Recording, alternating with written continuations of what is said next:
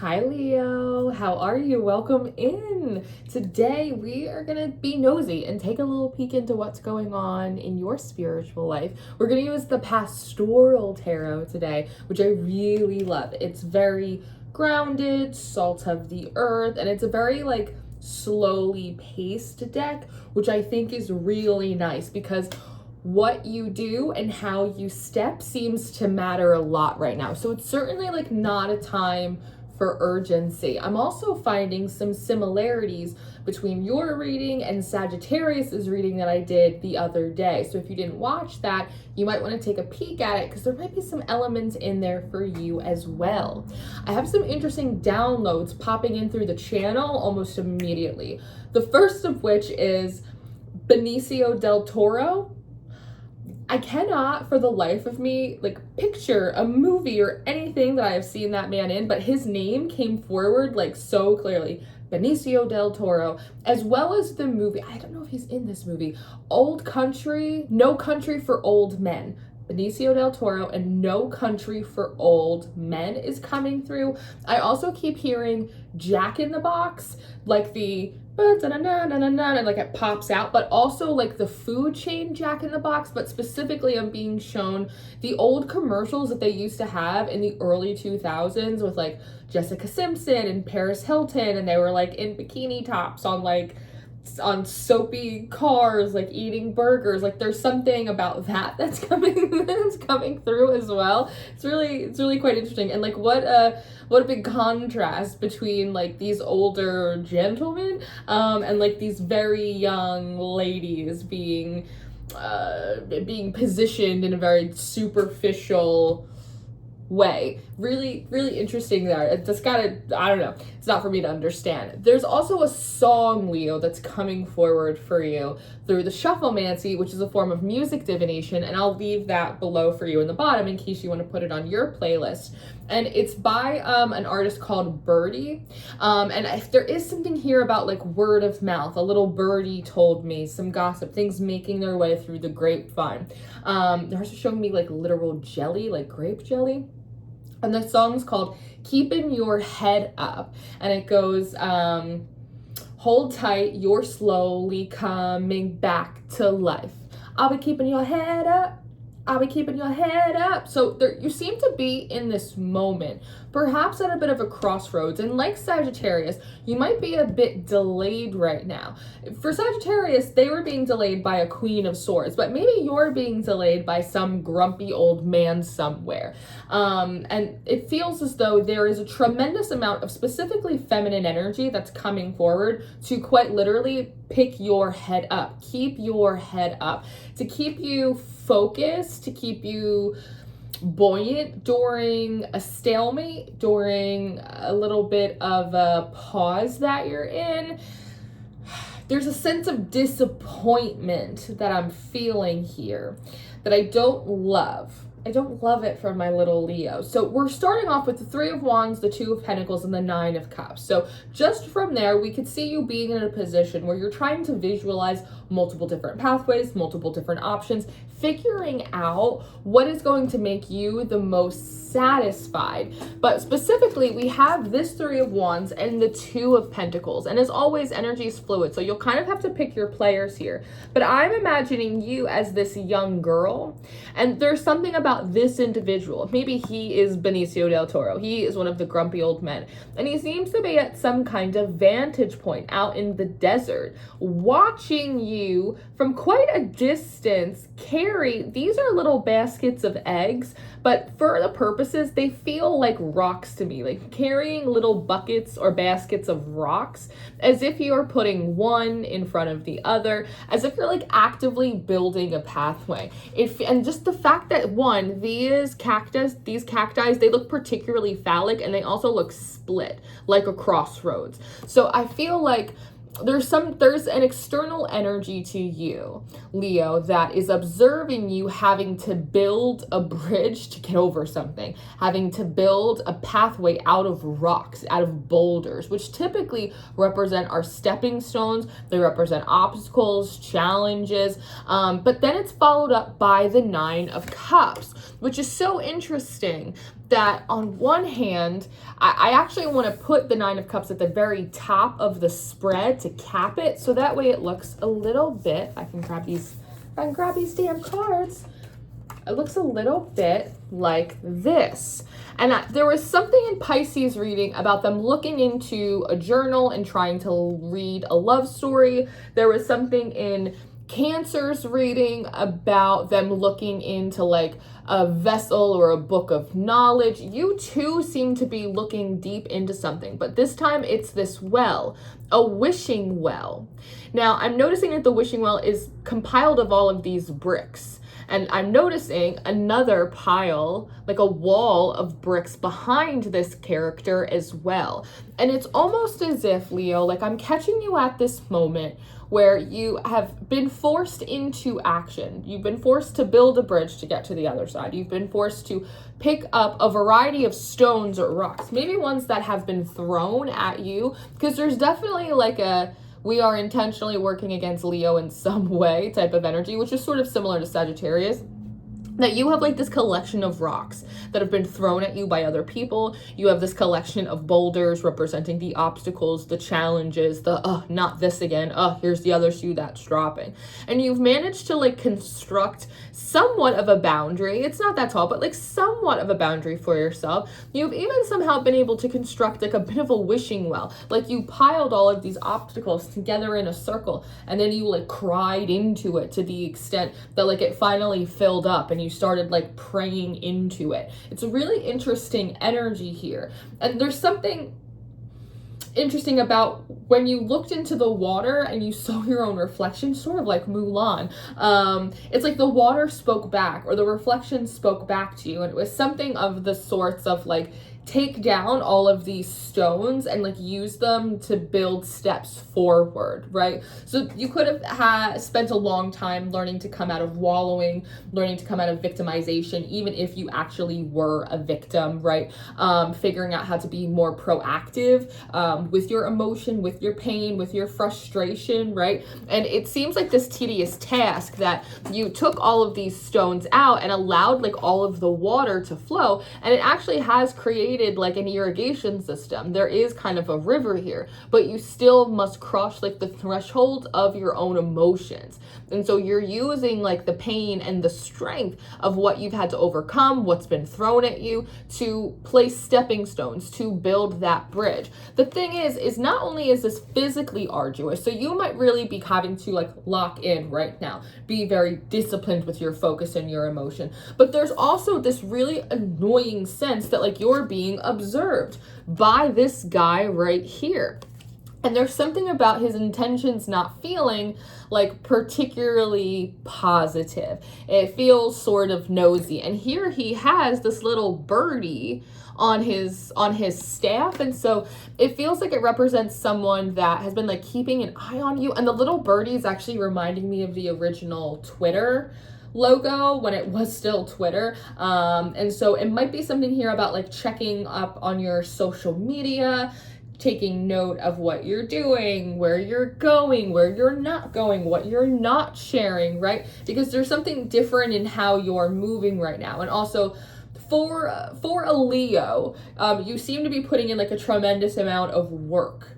And so there might be something as well about this individual in some way not always seeing you be as present, as visible, working. Like maybe this is stuff that like you mostly do on the back end, or you've come through a period of hermiting or hiding, and now it's like you're showing more of your efforts a little bit. But I almost feel like you kind of have to. It's like in order to get to the other side, like you have to walk it, and to walk it means to be visible, right?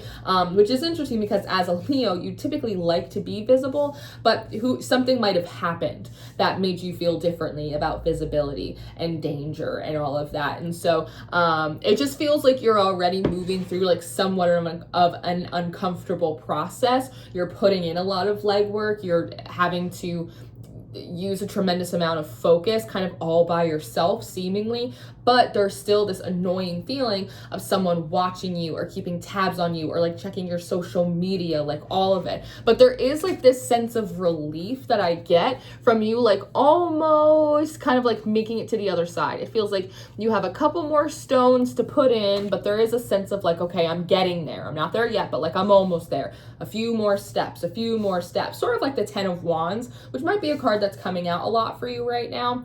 But I feel like as soon as you hop over that last stone and get back on the grass, right, you end up in this Four of Pentacles, another one of these like grumpy old men. And there's something interesting with these haystacks. I feel like these haystacks were put together, they were rounded up, they were consolidated by someone else, like on purpose. And the phrase of like a needle in a haystack sticks out to me. There seems to have been some kind of divine intervention, or someone had the wherewithal to like roll things up for you, so that way when you did finally build a bridge to the next phase, to the next stage, that you wouldn't then also have to exhaust yourself scrambling for whatever that needle in the haystack was.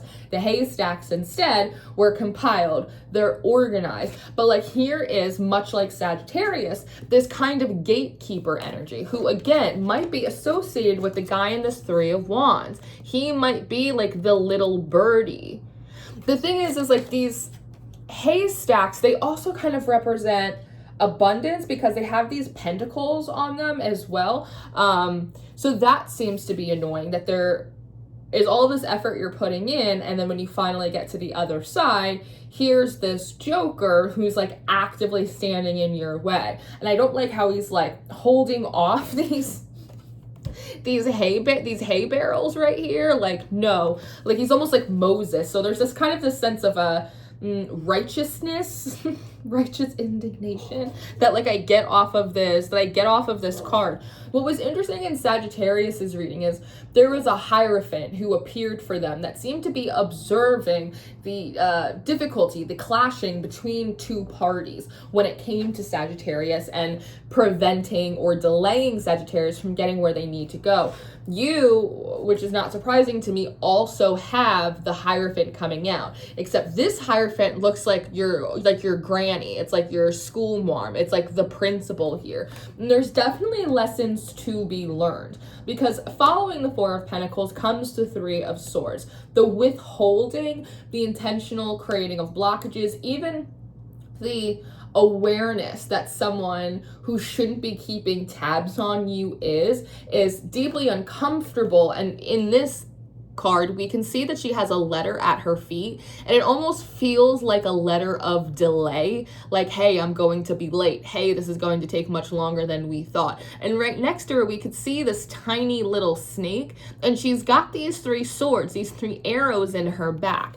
When I was looking at these cards, what had come through, and I've never heard this before, is I heard 3 is the number of family, which I never considered, but I suppose it does make sense. So 1 and the 2 make 3, right?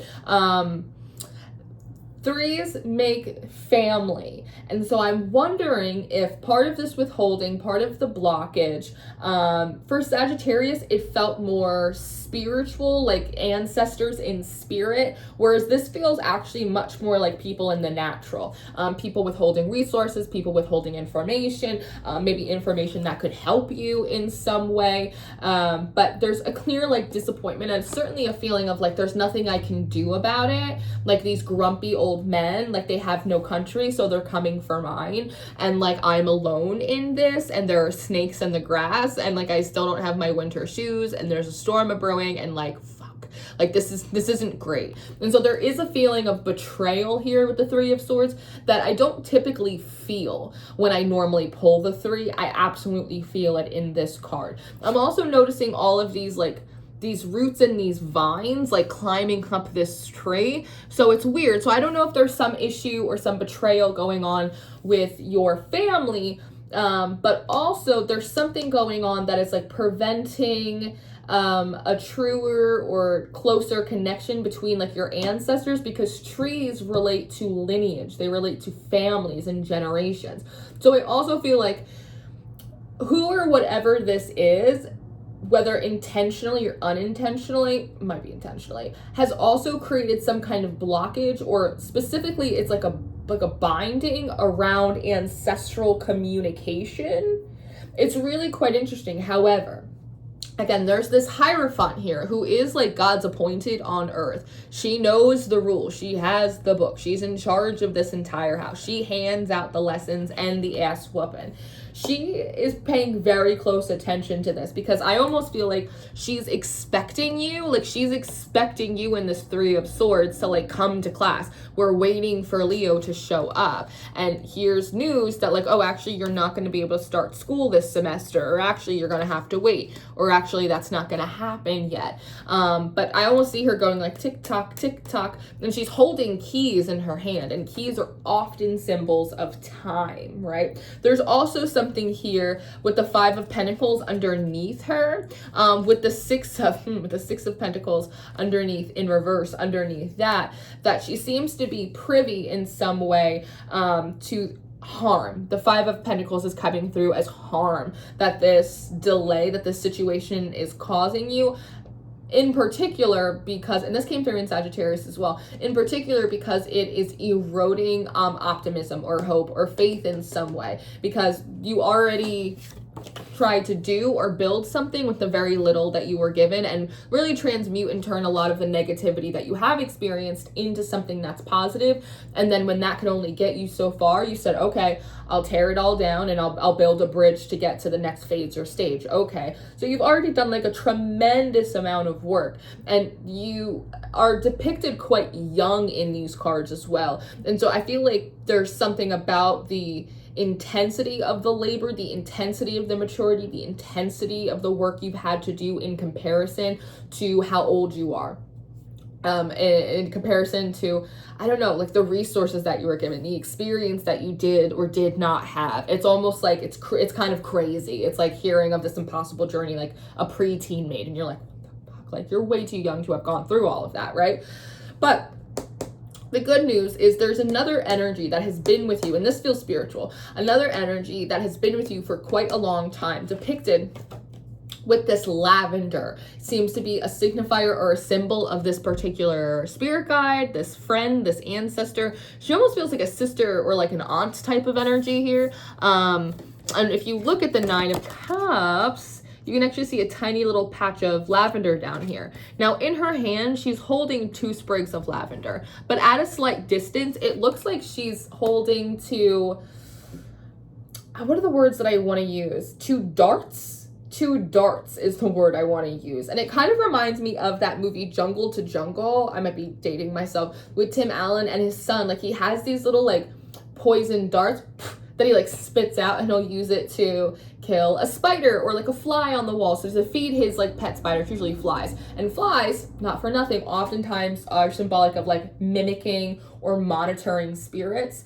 And so he takes these little darts and he throws them at flies on the wall, and then he uses them to feed to his spider. Spiders are symbols of the divine feminine, by the way. And so there's something about like, and she's quite literally like placed behind you, so she actually like has your back. She's seen that you've taken 3 swords, 3 betrayals to the back of you, right? It's almost like it's not, they couldn't even do it to your face. They couldn't even do it to your face. And so she has 2 darts to give to you. So I'm interpreting that as there are 2 specific instructions that you will be given. You will be channeled in some way. For some of you, it might be through a dream, as a way to protect, but specifically to get your lick back in some way on who or whatever this energy is. There seems to be, I feel you asking questions about like karma and revenge and like all of that stuff. But when I look at this 2 of Wands and I look at the Hierophant, I feel like there's, especially the Hierophant is saying to me, what kind of example does it set if we let them run over our own? How do you expect to feel about yourself if you allow people to run you over in some way, right? The 8 of Pentacles is coming up next, and in this card, she's weaving a quilt, which is super interesting. And so 2 forms of these darts might be a form of not magic. The other might be a binding. The other might be a form of unbinding yourself. And when I'm looking at this quilt, this tapestry, and I'm thinking about spiders, I'm thinking about the tapestry of life. I'm thinking about fate. And so there's some way to unbind yourself from whatever ill intent, whatever bad magics have been placed upon you. I don't love to give these kind of messages, but that's what I'm seeing here. I'm seeing you bound up. There is a way to unbind yourself. It's not that hard. But then there's also a way to bind who or whatever this is, the grumpy old men, to something else, to their fate. I almost feel like, I don't know, cloaking themselves in your energy to hide from fate. Someone's hiding from fate. They're hiding from the consequences of their own bad actions. And for some reason, they think it's like, if once Leo gets across the river, then my karma comes. Or if Leo makes it, that's when shit will go down the hill for me. So as long as I can prevent Leo from crossing the yellow brick road, then my karma will never come. That's actually not true. It's coming regardless. That's where their hubris betrays them, is the consequences of their actions for things before they ever met you. My plant is moving of its own accord over here.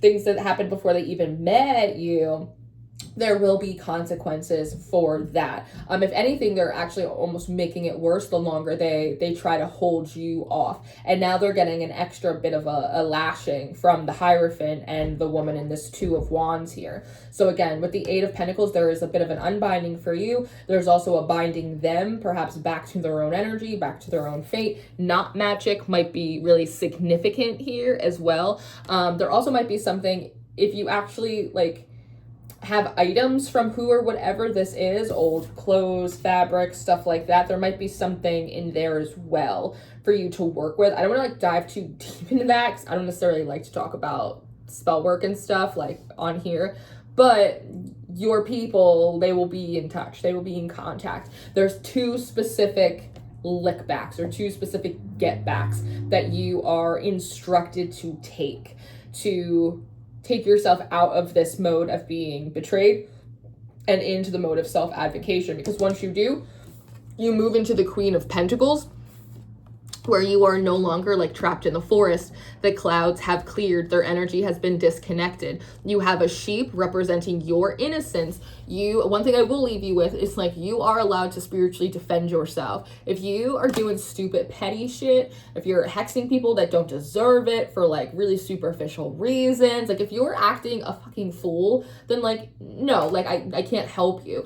But if you are defending yourself, if you are protecting yourself, especially like when you haven't done anything wrong, like there aren't consequences and blowback from that. That would be ridiculous, right? So the sheep here symbolizes your innocence, and even these flowers right behind it, it's like the bloom and the growth that comes from that. Your intuition is right here. I also like that like you do have a hat, like you do have a crown protecting thing, but it's not actively on your head, meaning that like you don't have to hide your face, you don't have to sit in the shadow, you also don't have to like hang your head, is kind of what comes forward. You could see how she's sitting here really like confidently, like really secure in herself.